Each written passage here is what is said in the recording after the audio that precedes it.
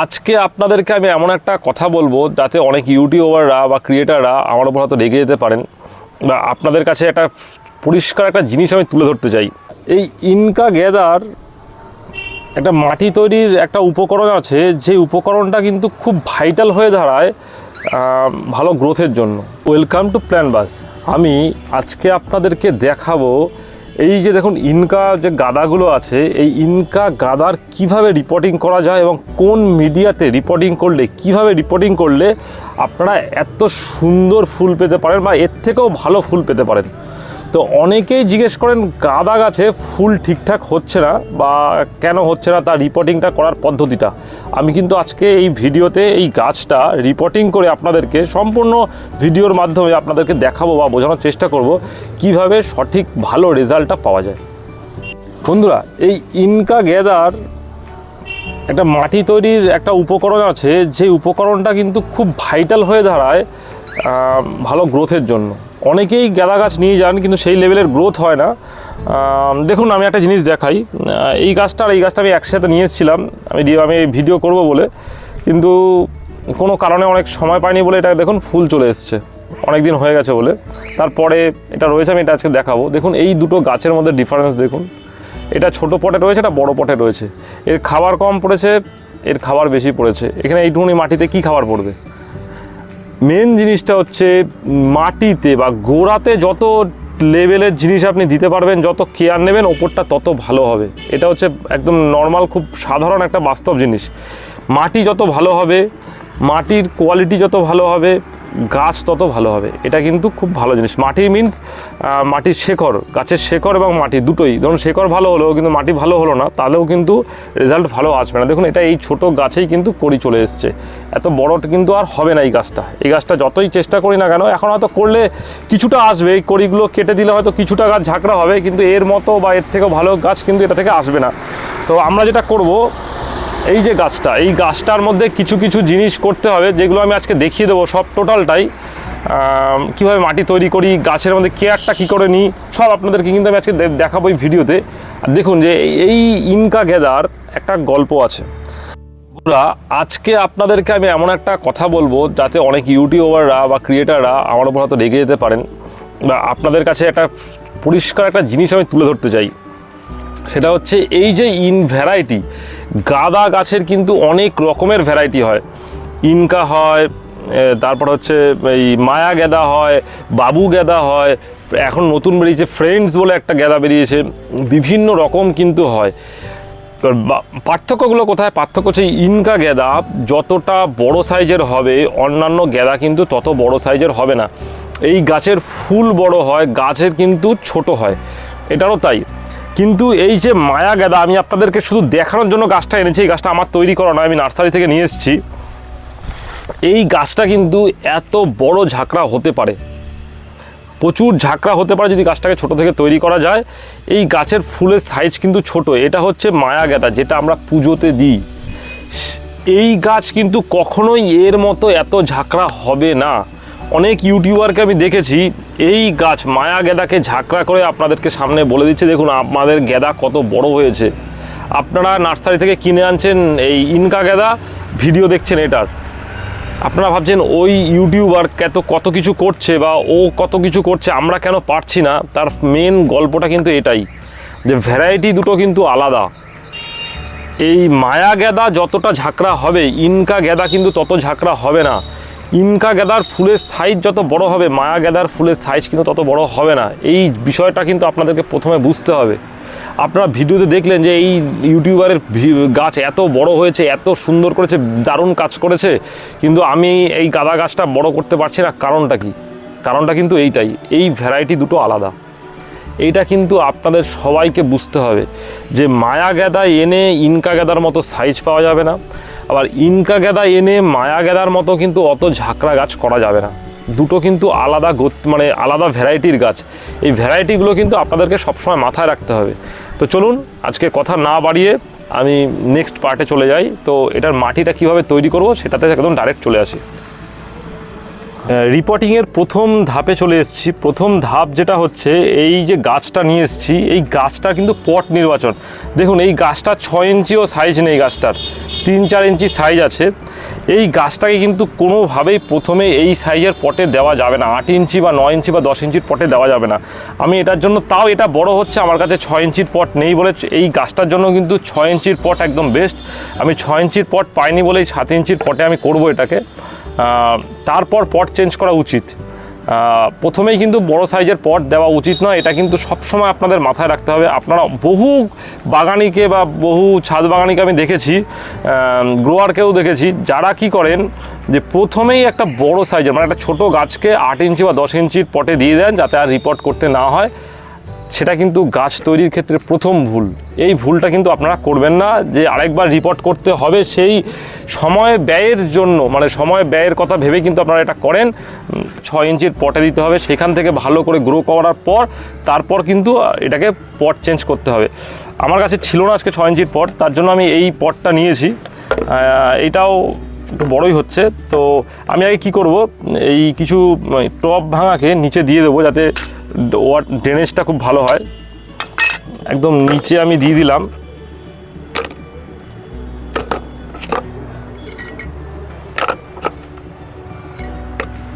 সেই টপটা দিয়ে আমি এটাকে সাইডে রেখে দেবো। এবার যেটা করব সেটা হচ্ছে মাটি তৈরি। আমার কাছে গার্ডেন সয়েল নিয়ে নিচ্ছে, একদম প্লেন গার্ডেন সয়েল।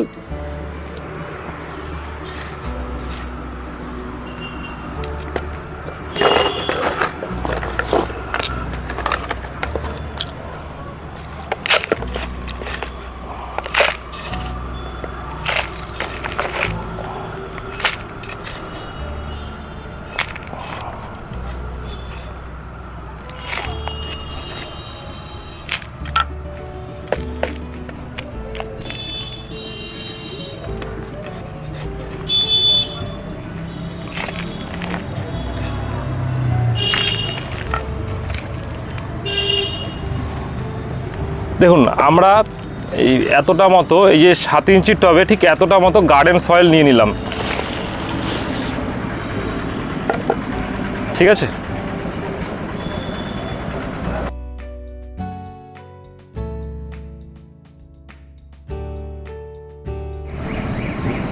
ঠিক গার্ডেন সয়েল নিয়ে নিলাম, একদম প্লেন গার্ডেন সয়েল।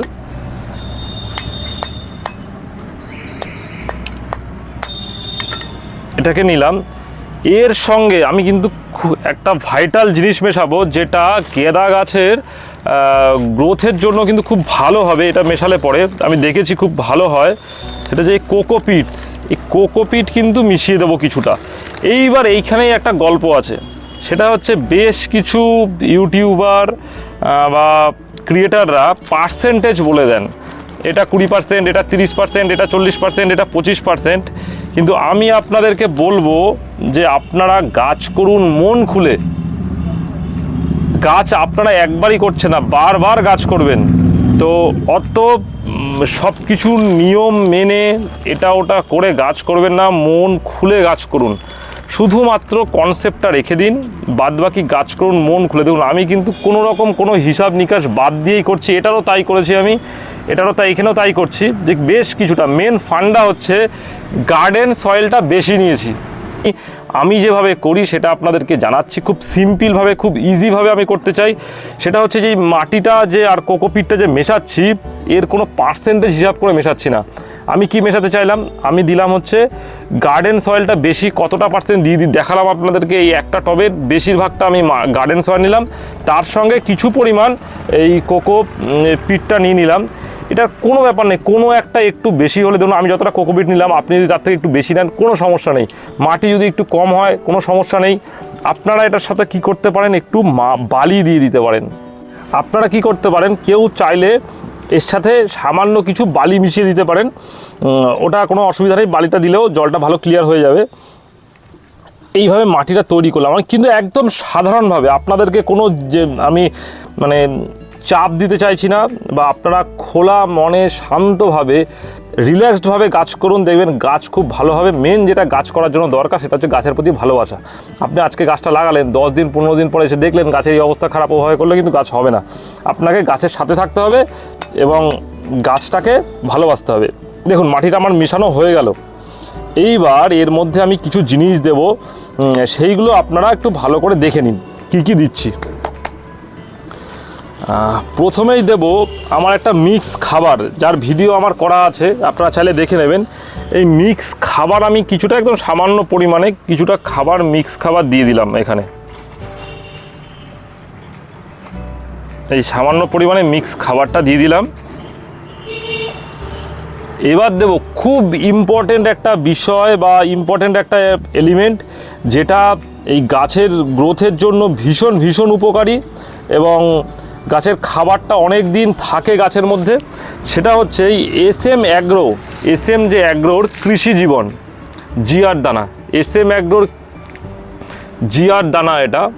এটা কিন্তু যে কোনো গাছের জন্য খুব খুব হেল্পফুল এবং গ্রোথের জন্য দারুণ কাজ করে। আমি অনেকবার ইউজ করেছি, এটা আমার সেকেন্ড টাইম। আমি এনেছি এই কয়েকটা দানা, দেখুন এই দানা আমি এর মধ্যে কয়েকটা মিশিয়ে দেবো জাস্ট। বন্ধুরা জিআর দানাটা দিলাম, এটাতে কিন্তু গাছের গ্রোথটা ভীষণ ভালো হবে। এবার যেটা দরকার সেটা হচ্ছে হিউমিক অ্যাসিড। আমি কিন্তু এখন ইউজ করি এই হিউমিক 99, দেখুন এটাও কিন্তু ওই SM অ্যাগ্রো কোম্পানিরই। এটার যে হিউমিক অ্যাসিড দেখুন কতটা বড় সাইজ, কতটা সুন্দর, একদম কোয়ালিটি দেখলেই বোঝা যাচ্ছে একদম এ ক্লাস কোয়ালিটি। ঠিক আছে, এই হিউমিক অ্যাসিড কিন্তু একটু এর মধ্যে আমি দিয়ে দেবো। এগুলো কিন্তু একদম অর্গানিক হয়, হিউমিক অ্যাসিড তো অর্গানিক। আর ওই যে জিআর দানা দিলাম ওইটাও কিন্তু সম্পূর্ণ অর্গানিক। এইটুখানি দিয়ে দিলাম। এইটাতে কিন্তু মাটির যে গুণমানটা এটা অনেক বেড়ে গেল এবং মাটির যে খাবার ধারণ করার ক্ষমতা হিউমিক অ্যাসিডটা এতটাই ভালো যে এটা অনেকটা বাড়িয়ে দেবে। তো আমার মাটি কিন্তু তৈরি হয়ে গেল একদম ইজি প্রসেসে। কোনো রকম কোনো ঝুট ঝামেলা, এটা অত পার্সেন্ট এটা 100% এই সমস্ত কিছু নয়। একদম সাধারণভাবে কিন্তু এত সুন্দর একটা মিডিয়া তৈরি হয়ে গেল, যেখানে এই গাঁদা গাছটা খুব ভালো করে গ্রো করবে। এবার আমি এগুলোকে আবার দিয়ে দিই, আগে দিয়েছিলাম তুলে নিয়েছিলাম।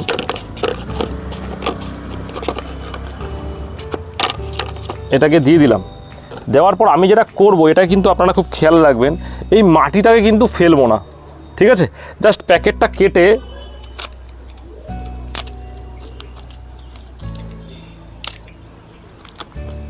এর সাথে আমি আরেকটা জিনিস একটু মিশিয়ে দেব, সেটা হচ্ছে এই ভার্মি কম্পোস্ট কিছুটা আমি এর সাথে মিশিয়ে দিলাম। আমার কাছে ছিল কিছুটা ভার্মি কম্পোস্ট।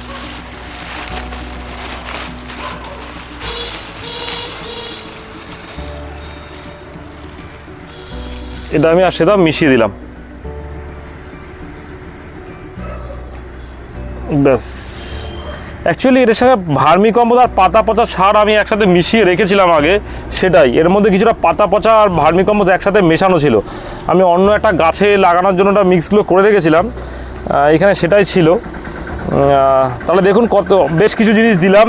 আপনারা দিয়ে দেবেন, এরকম করেই দেবেন, কোনো মাপ ঢাপের ব্যাপার রাখবেন না, বা রাখতে চাইলে রাখবেন, এটা আপনাদের বিষয়। কিন্তু বারবার বলছি আপনারা নিজের মতো করে কিছুটা, আমি দেখলেন তো গার্ডেন সয়েল কিছুটা দিলাম, কিছুটা কোকো চিপস দিলাম, তারপরে এই গাছের খাবারগুলো দিয়ে দিলাম। এই খাবারগুলোই মেন, খাবারগুলো একটু ভালো করে দিয়ে দেবেন, ব্যাস মাটি কিন্তু রেডি।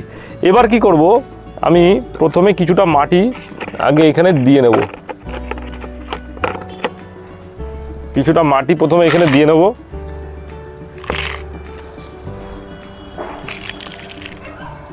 ব্যাস এতটা মতো মাটি দিয়ে নিলাম। এবার এটাকে দেখুন কত ওয়েল রুটেড, দেখুন রুট কত ভর্তি হয়ে গেছে, সাদা হয়ে আছে, বীভৎস গ্রোথ হবে। এই গাছটাকে এবার জাস্ট আমি মাঝখান করে এটা বসিয়ে দেব।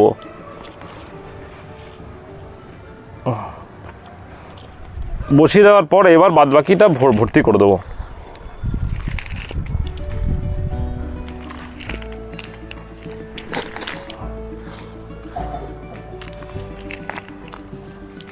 বন্ধুরা দেখুন আমার কিন্তু গাছটা কিন্তু পুরো বসানো কমপ্লিট হয়ে গেল।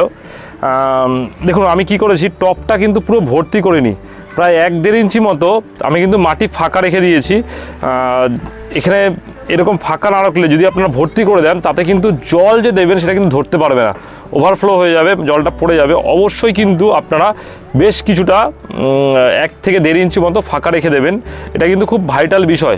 এটা কিন্তু আপনারা অনেকেই করেন না, পুরো ভর্তি করে মাটি দিয়ে দেন, সেটা কিন্তু কখনোই করবেন না। দেখুন প্রত্যেকটা গাছে কিন্তু আমার দেখুন এই যে গাছগুলোতেও দেখানোর চেষ্টা করব, এখানেও কিন্তু 1 থেকে 1.5 ইঞ্চি মতো ফাঁকা রয়েছে,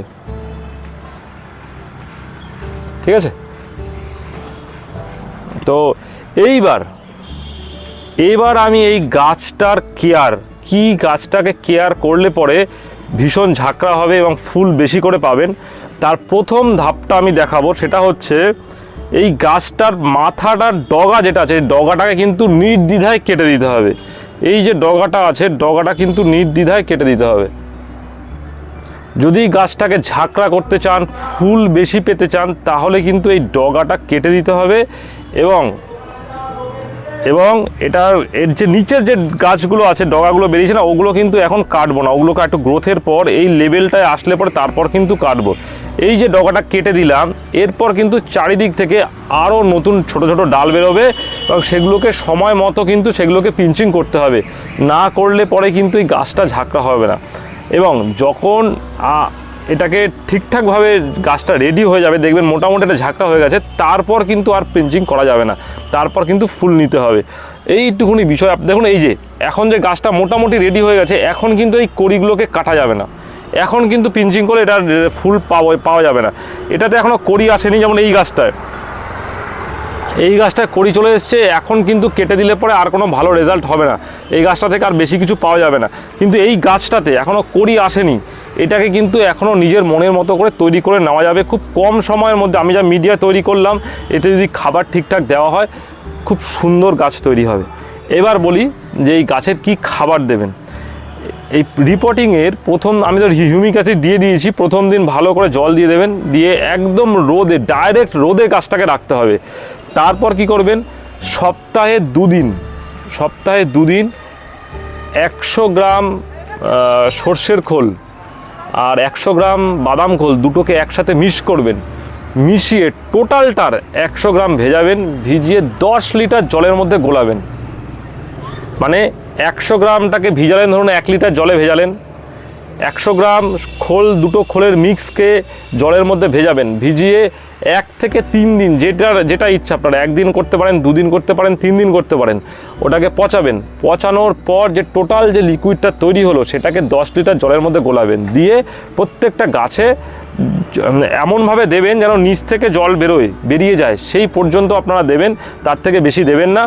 দেওয়ার পর কিন্তু যেদিনকে জলটা দেবেন সর্ষের খোলটা, তারপর কিন্তু বেশ কয়েকদিন ছেড়ে দেবেন, 2-4 দিন পর আবার কিন্তু সেটা রিপিট করবেন। এরকম করে 4-5 দিন দেবেন, মানে 4-5 বার সর্ষের খোলটা দেওয়ার পর কিন্তু স্টপ হয়ে যাবেন।